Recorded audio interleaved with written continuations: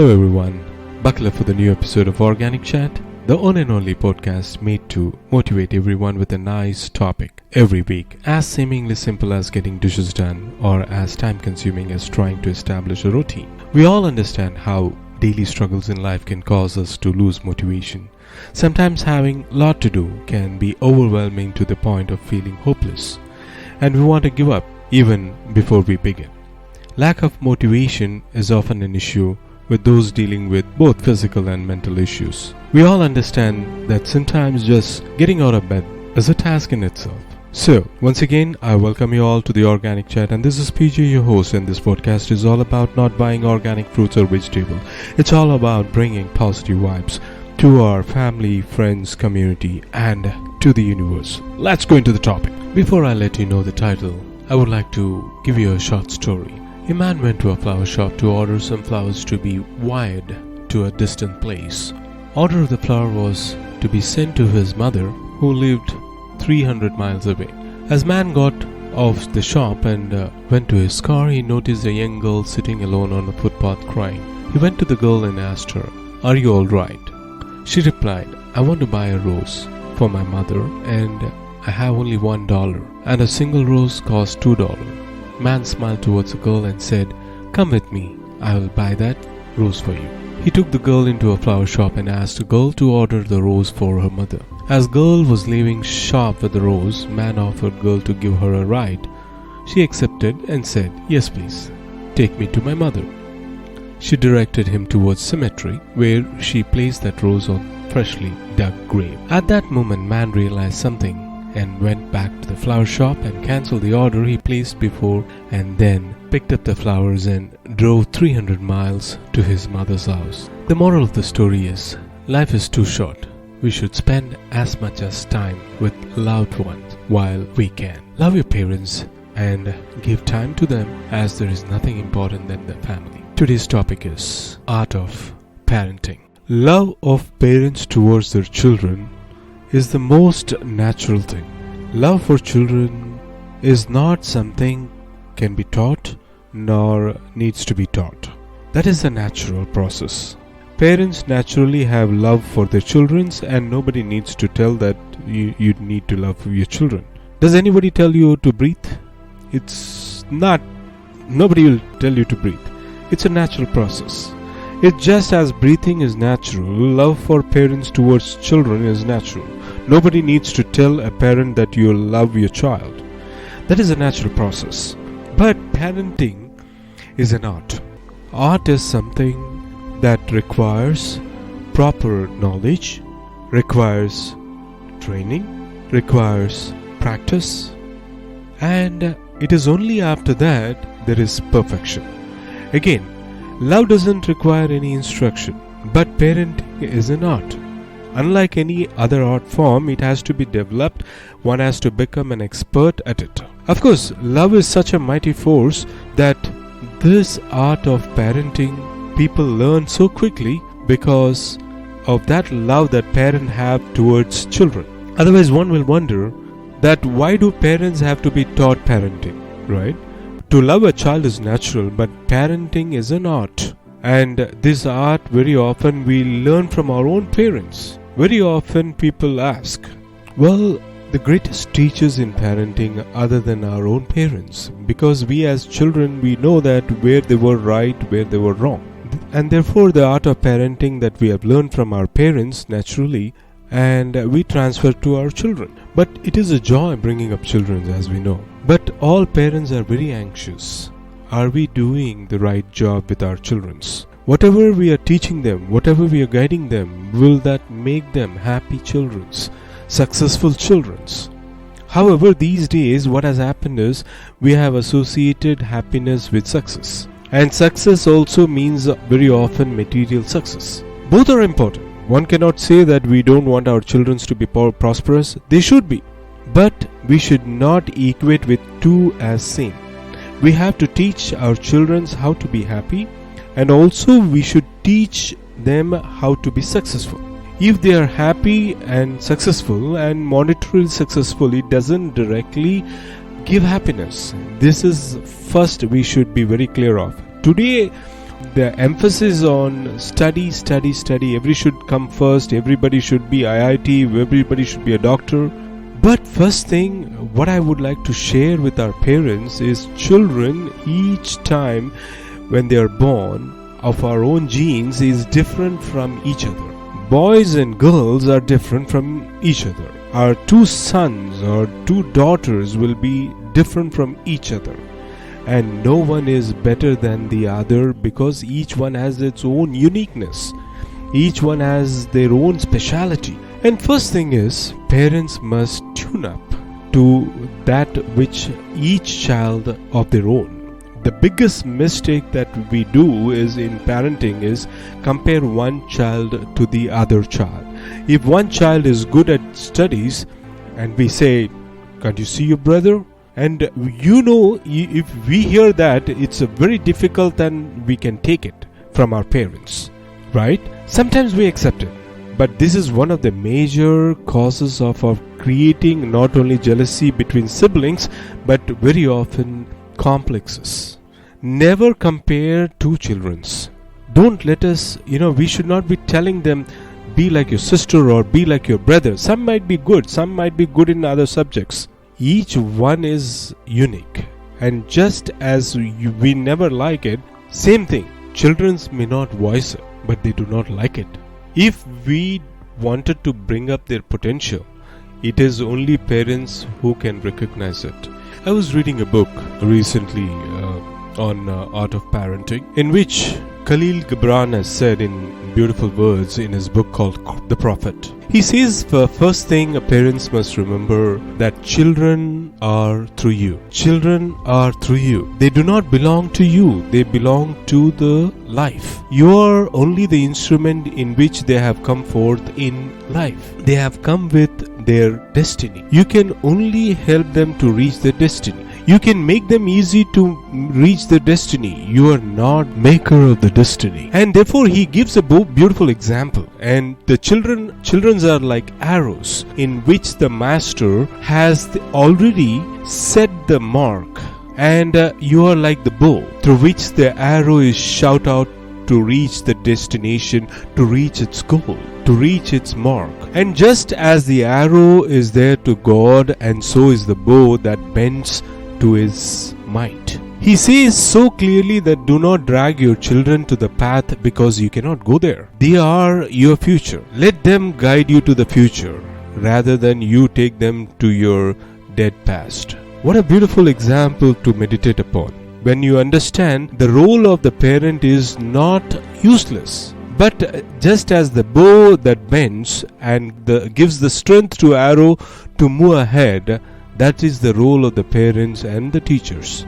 Not to make the destiny, but guide them to their destiny. This is the first thing about parenting, about when the history has pointed out. Don't try to make them into your image. Do not live your unfulfilled desire through them. Do not live your revenge through them. Do not live your complexes through them, but rather let them free you from complexes. Let them help you to forgive, like children forgive all your grievances. In fact, children are our best guides.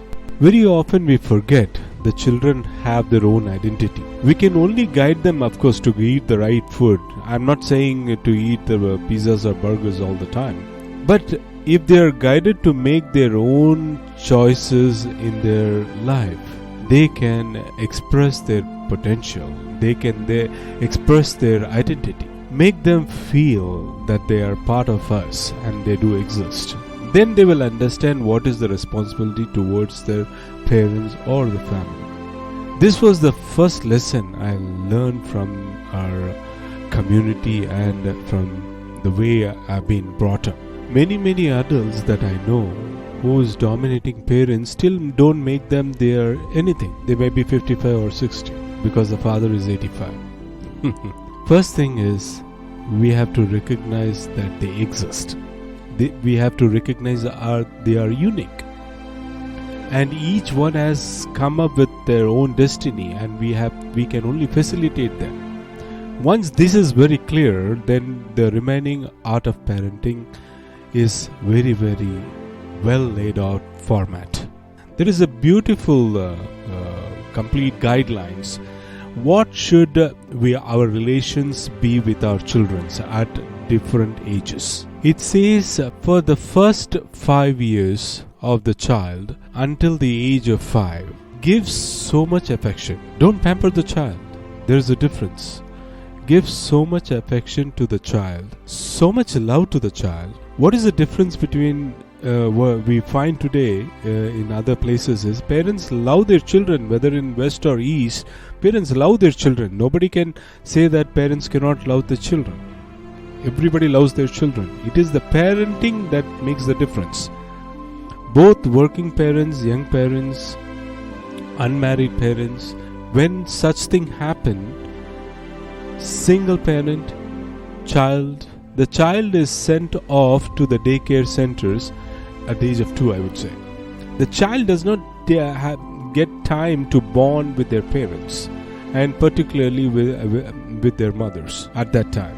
Today, when I see all around our communities, whether it is in US or whether it is in Asia, when you read the book of psychology, we will find that it seems the major problem of everybody's life is their parents. And we who are brought up by our loving parents, I could not even imagine the parents would be the problem to the children. Today we begin to see that most of our complexes, difficulties, most of insecurities that people have today at old age, very often they are being induced by parents. And parents who are supposed to be like God in our life seem to be they have become enemies for the children.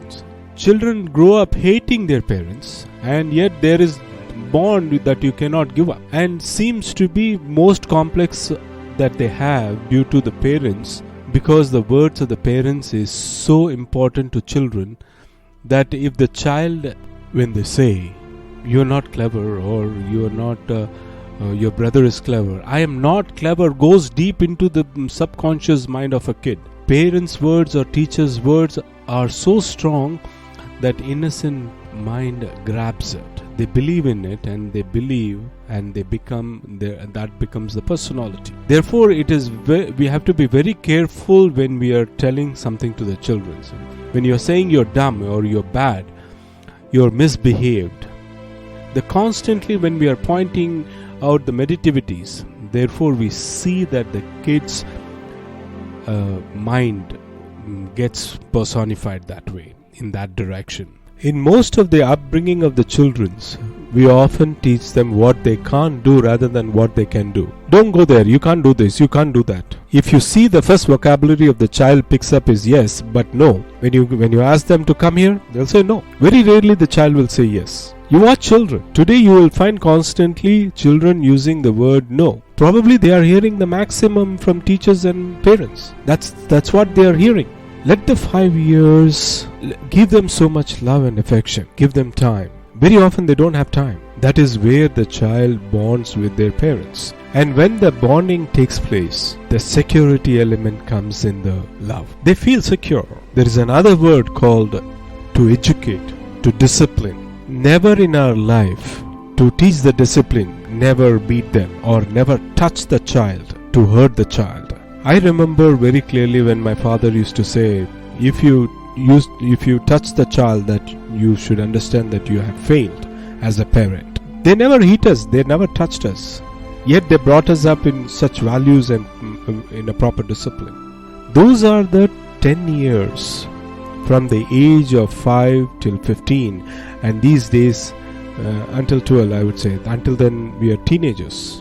That is the time we have to educate. Education does not mean just reading books, physics, chemistry or biology. That's the time you have to teach them about the secrets of life. That's the time that we have to give them the values to live their life happily. That's the time we cultivate their attitudes, the discipline and their habits, positive habits. That's why they say first train them. Discipline them. Sometimes we have to be strict, but strictness does not mean beat them. We should bring them strict. It's a discipline that we have to teach them, but it's not beating them. The next is, parents are more likely to take on a friendship role rather than a parenting role. with their kids. They prefer to avoid conflict to their children, please at the first sign of distress. These parents mostly allow their kids to do what they want and offer limited guidance or the direction.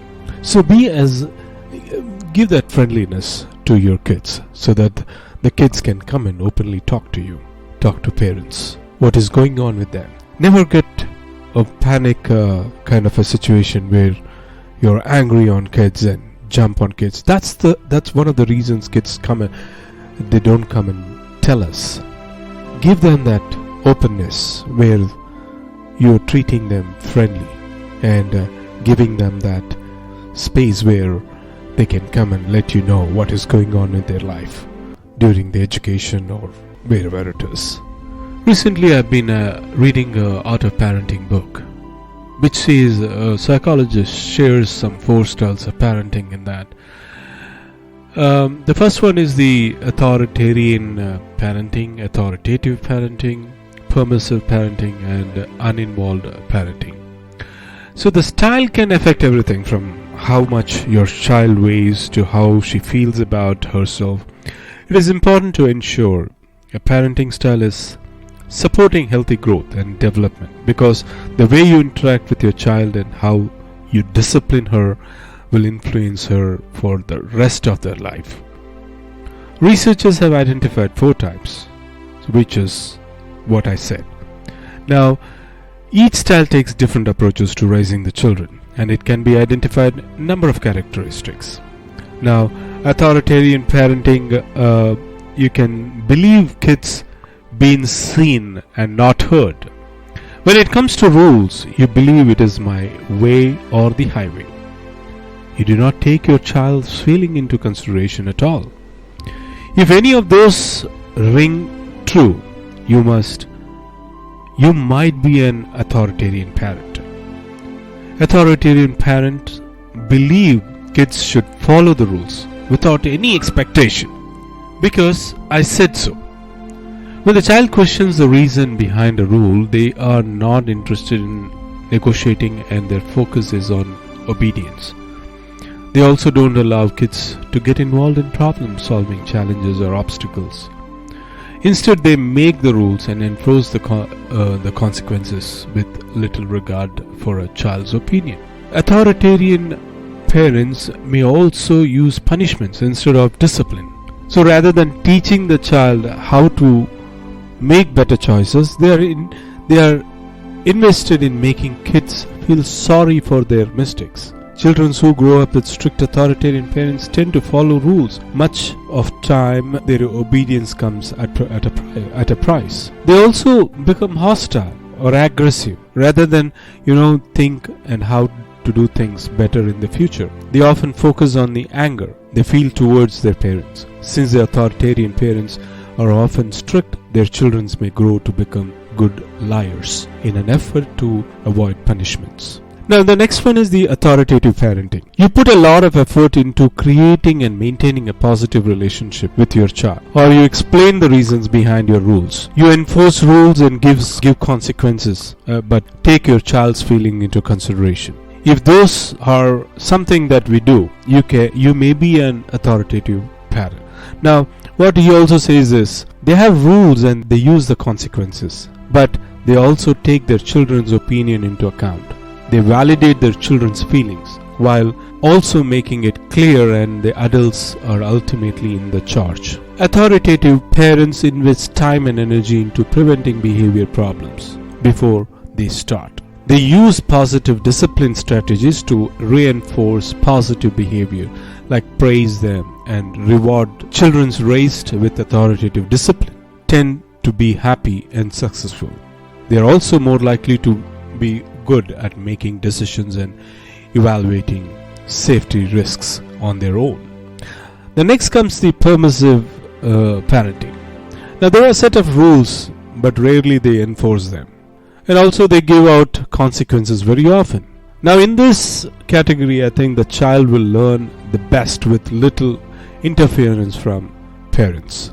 If those statements something that what we do, they are lenient. I would say the parents are lenient here, and they often only step in there when there is a serious problem.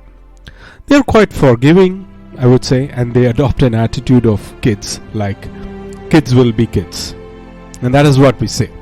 Kids will be kids. They should be. When they're making mistake, we tune in a nicer way. When they do use consequences, they may not make those consequences stick. They might give privileges back if a child begs, or they may allow a child to get out of time very early, I would say, if the promise is to be good. Permissive parents usually take on more of a friend role. As I mentioned, you have to treat them friendly.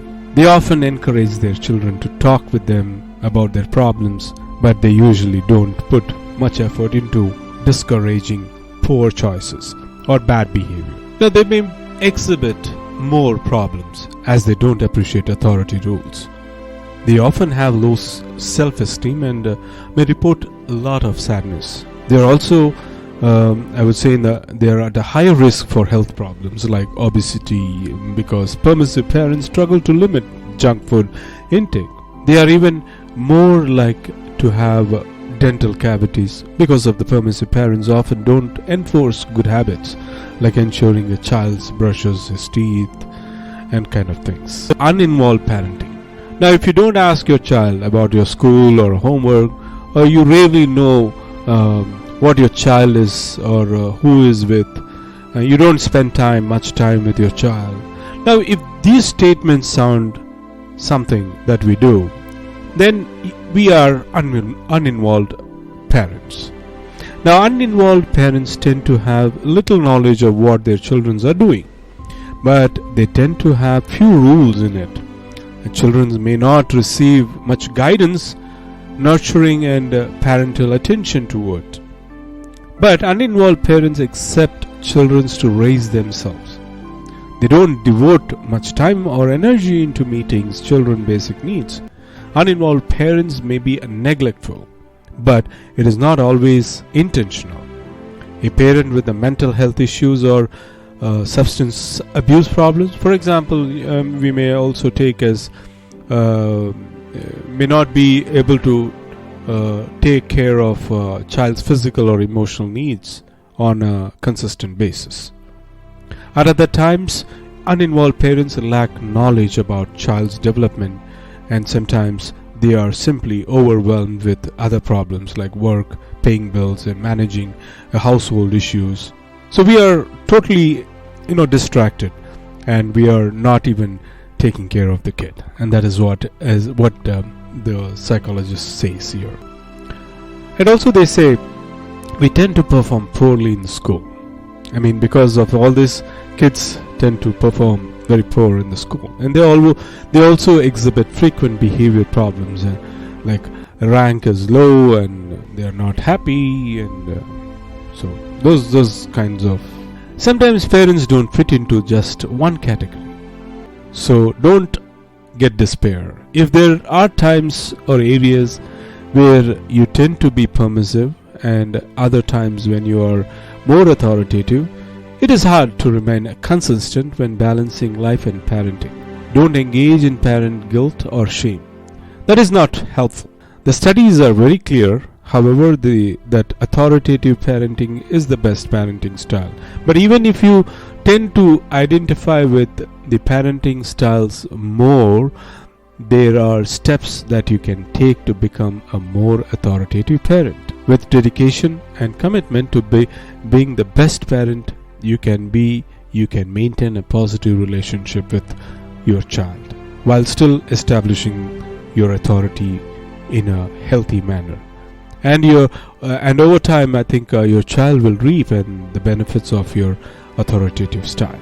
Now, researchers suggest the authoritative parents are more likely to raise independent, self-reliant, and socially competent kids, while children of authoritative parents are not immune to mental health issues, relationship difficulties, substance abuse, poor self-regulation, or low self-esteem. These traits are more commonly seen in children of parents who strictly employ authoritarian, permissive, or uninvolved parenting styles. Of course, when it comes to the parenting, there is no one size fits all. You don't need subscribe to just one type, as there may be times when you have to use a varied parenting approach. But it should be in a moderation, I would say. The most successful parents know when to change their style depending on the situation. An authoritative parent, for example, they may want to become more permissive when a child is ill by continuing to provide warmth and letting go. Sure, you can have some ice cream or lunch and dinner kind of things, and permissive parents may be more strict if the child safety is at stake. Like when crossing a busy street, you're going to hold my hand whether you like it or not. That's how we say. At the end of the day, use the best judgment and remember that the parenting style that works best for your family at the time is the one you should use. So parenting is one of the most rewarding and challenging responsibilities. It is a long journey that requires courage, determination, and patience. Parents are ultimate role models for their children. Every word, every moment, and the action affects. No other person outside force has greater influence on the child than the parent. Parenting is the biggest sacrifice one can make. It's putting your life on hold to fulfill the promise of your children tomorrow. Your children need your presence more than your presence. Remember that. Until next week, this is PJ signing off with another new episode. Goodbye.